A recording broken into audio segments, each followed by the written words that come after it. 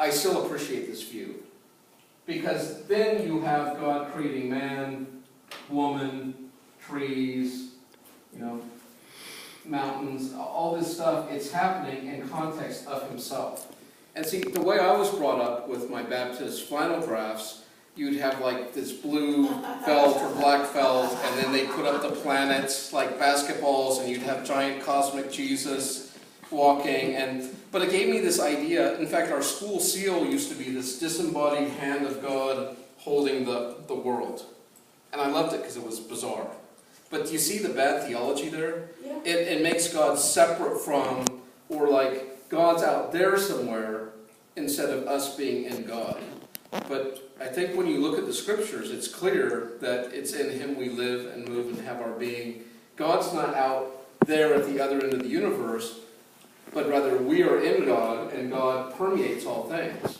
The problem was God wanted to interact with his creation, but how does God interact with that much glory? So he had to make like a, what do you call it, an adapter, where you're taking a high power source, and right, and so he does this through what's called, he wants to touch his creation and interact with it, but he has to tone it down. And so he does this through what's called the 10 Sephirot, and this is also the Jewish tree of life, and you have like these stages that God tones down his glory. And the lowest God could tone it down is called the Shekinah. Shekinah glory. Right, what is that? Where do we know about the Shekinah from, besides Indiana Jones and the Raiders of the Ark? I would say Old Testament. The Ark of the Covenant. Right, that was like the glory that filled the Ark of the Covenant, and if you looked upon it, you would be consumed. And so this is God's dimmer switch. He can't turn it down lower than Shekinah. But the Shekinah is an all-consuming fire. So if you're a Christian and not a Kabbalistic Jew, you get one more dimmer switch, and that, of course, is the God-man, Jesus. Right. Where we can interact with God, but we're not going to be consumed by his glory. Pretty cool stuff, huh? Yeah. So, I like it. I like it a lot. That's a cool section. I don't know how I feel about the dimmer switch. But that has nothing to do with, where does all this other stuff come in? It doesn't. You're not, Sons We're a whole of the different devil subject, right? over there, right. So, yeah, I like that too. I'm not gonna look I at mean, there's probably more nuances, but hopefully that gives you a good spectrum of what's going on in like Christian hermeneutics, from a very fundamentalist literalist reading to various allegorical or day-age or gap theory. And I think it's important that as Christians we realize what makes us a Christian is the indwelling of the Holy Spirit.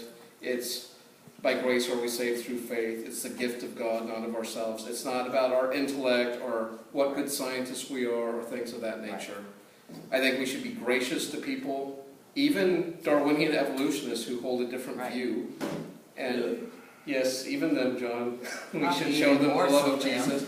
I don't think it's wrong to confront them, but I don't think you have to disfellowship someone because they have a different interpretation of Genesis. right. Can you waterboard? No, People waterboarding. people Yes. are always going to be defensive against bashing, so, Well, of course.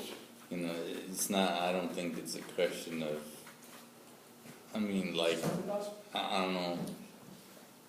I remember when I took a class and someone, my father's a Buddhist, Oh. and then she was like, bam, bam, bam, and then I was like, wow, why is he a Buddhist, yada, yada, yada.